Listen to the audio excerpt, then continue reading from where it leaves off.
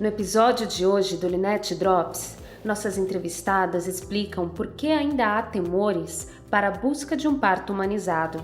Alguns mitos relacionados ao assunto impactam a decisão das gestantes na adoção dessa modalidade. Há riscos? Quais são eles? Conferimos essas informações agora. O Brasil, ele é vice-campeão mundial de cesarianas, né? Então a gente vem de uma cultura que é muito cesarista, o termo que a gente usa. Existem, dependendo da prática, por exemplo, alguns hospitais que têm mais, ou que são hospitais que só trabalham com convênios ou particulares que não têm assistência do SUS, a taxa de cesariana às vezes ultrapassa 90%. Então fica muito difícil porque você vai estar em ambientes, em locais que ninguém teve parto normal. E aí parece que a cesárea passa a ser o normal. Se ela é mais que 50%, ela é o parto normal, né? Porque o parto estranho, o parto raro passa a ser o parto normal. Então só o fato da mulher não ter contato com muitas pessoas que pariram perto dela já gera uma estranheza, né? E principalmente quando ela diz que ela quer parto normal. A pessoa fala, mas por que você quer normal? Todo mundo faz cesárea, é rápido, você pode marcar horário, é simples, não vai ser de madrugada, não vai ser num feriado, assim, é tão mais simples. Realmente, a única coisa que o parto normal tem de ruim para mim é o fato da imprevisibilidade, você não sabe quando esse parto vai acontecer. Mas a cesariana, ela tem uma morbidade, que é uma chance da mulher adoecer ou morrer o bebê também, que ultrapassa 4 vezes mais do que um parto normal bem assistido. Então, acho que o primeiro temor é o fato de estarmos num país que tem uma cultura de cesariana.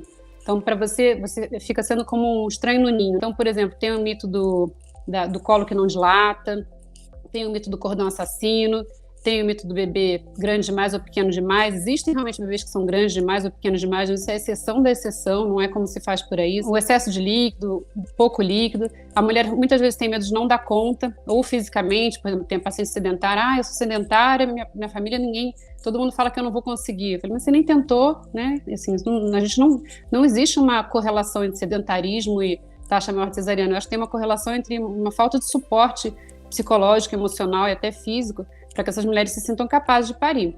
Porque se quase todo mundo consegue parir, né, a minha taxa de cesariana ela gira em torno de 10%, 15% quando ela não está tão baixa, a mulher sentou na minha frente no meu consultório, eu acho que ela vai parir. E se ela não parir, é porque realmente teve alguma indicação precisa, e isso vai ser bem discutido, ela vai saber que foi uma cesariana necessária.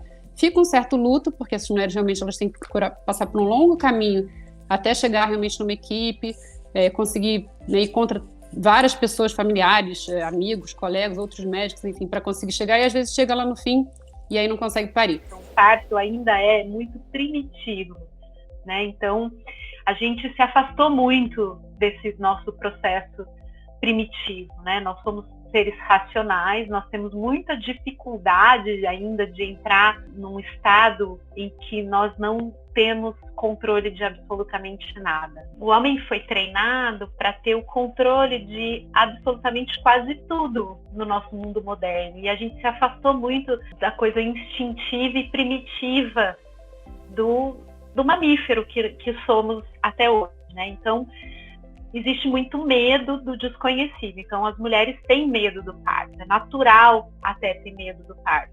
E é por isso que a gente tem que adquirir informação para que a gente perca o medo do parto. Para a gente entender que o processo é um processo natural e que ele vai acontecer de maneira fisiológica e que se algo acontecer fora do padrão fisiológico, nós temos recursos dentro da obstetrícia para ter esse tipo de apoio. O parto ele começou a ser um evento hospitalar e, por causa disso, ser muito instrumentalizado. Então, a mulher precisou deitar, e porque ela precisou deitar para poder a vagina poder ficar numa posição que o médico conseguisse olhar, conseguisse trabalhar ali, se acontecesse alguma complicação, essa posição não favorece a saída do bebê. E aí, por causa disso, foi criado o forceps, e aí depois a episiotomia. E aí, então, assim, são aquelas cascatas, né, de eventos que vão tornando o parto um fator complicador. Como o parto saiu do ambiente, que é um ambiente conhecido da mulher, dentro da casa dela, confortável, em que ela tem o apoio de outras mulheres, né, a mãe, a vizinha, a parteira que vinha ficar com ela, e ela foi para um ambiente masculino, médico, ascético, cheio de luz e de procedimentos, ele começou a também ser muito mais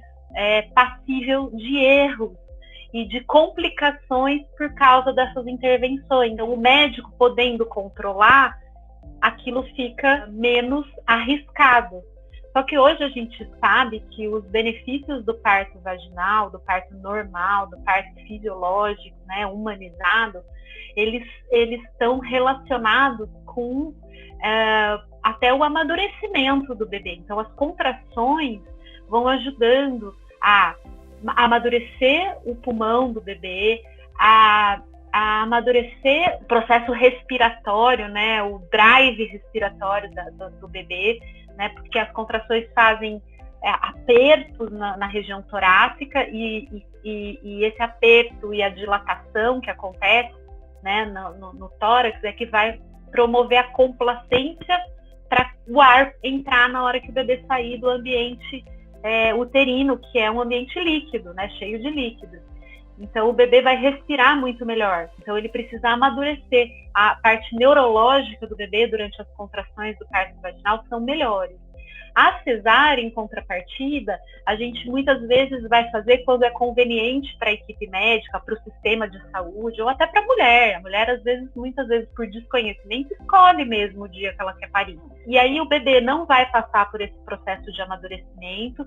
O corpo, até o útero da mulher vai estar menos preparado para um corte, para um procedimento que é cirúrgico. 15 a 20% das grávidas vão acabar precisando de uma cesárea. O que a gente diminui o risco de um parto vaginal é uma boa equipe preparada para um parto vaginal.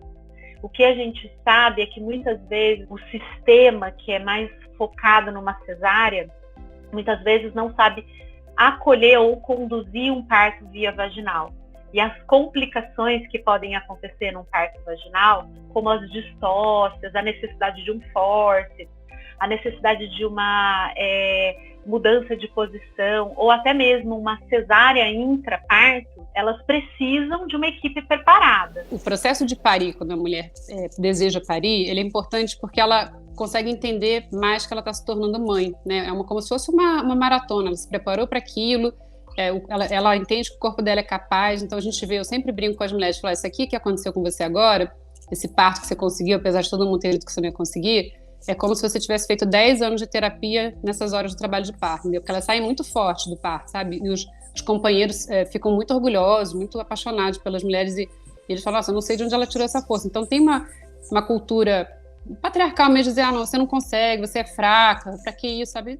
Não existe isso. Por que não, né? Se todo mundo, os bichos têm parto normal, a gente sempre teve parto normal, cesariana não existe há tanto tempo assim.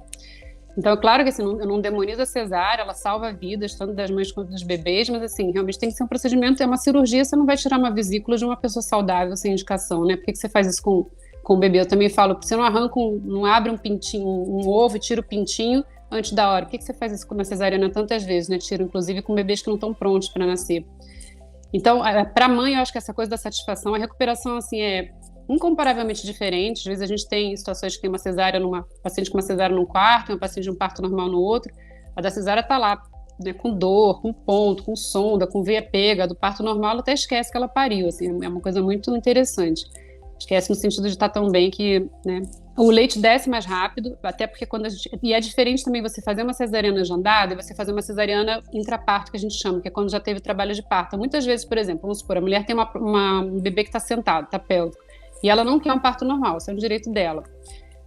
A gente não opera antes dessa mulher entrar em trabalho de parto, porque quando ela entra em trabalho de parto, dispara alguns mecanismos que a criança entende que está pronto, o leite vai descer mais rápido, o próprio útero fica mais fino, então ele vai sangrar menos na cesariana. Então, mesmo que seja uma indicação de cesariana, se você puder esperar o trabalho de parto, é melhor. Para o bebê é importante também porque tem esse processo do nascimento, que é um processo que ele também está vencendo, né? A primeira vitória dele, ele passou pelo canal de parto, ele conseguiu, ele tá junto no processo com a mãe, né? E aí, quando ele tá dentro da vagina da mãe, com o peitinho, o tórax dentro da vagina, o tórax dele tá comprimido. Então, tem duas coisas interessantes que acontecem. Primeiro, quando sai a cabecinha, a gente começa a ver o líquido amniótico sair pelo narizinho. porque o bebê está no meio líquido, então ele fica o tempo todo ingerindo e aspirando o líquido amniótico, né? Depois que ele nasce, esse líquido tem que sair, senão ele não consegue respirar o ar, né, atmosférico. E aí, às vezes, quando ele sai, a gente já vê que começa a sair uma secreção, a gente não aspira mais esses bebês como antigamente, porque é uma agressão desnecessária, ele consegue se livrar desse líquido amniótico sem aspiração. E quando ele nasce, de fato, o tórax se expande. Isso ajuda ele a fazer a primeira respiração. Então, o processo para os dois ele é um processo que é muito mais fisiológico. Sem falar que, realmente, os bebês que passam pelo canal vaginal têm menos chance de ter isso por causa da microbiota intestinal, né? Quando eles passam pelo canal vaginal, eles eu não vou usar o termo se impregnar, eles entram em contato com algumas bactérias da vagina da mãe que são boas para eles, porque eles vão, com isso, ter menos chance de ser obeso na idade adulta, menos risco de ter asma, dentre outros fatores. Então, assim, para a gente, o que está acostumado a trabalhar com isso, que é nesse modelo contra-hegemônico, né, é muito gratificante em todos os sentidos, assim.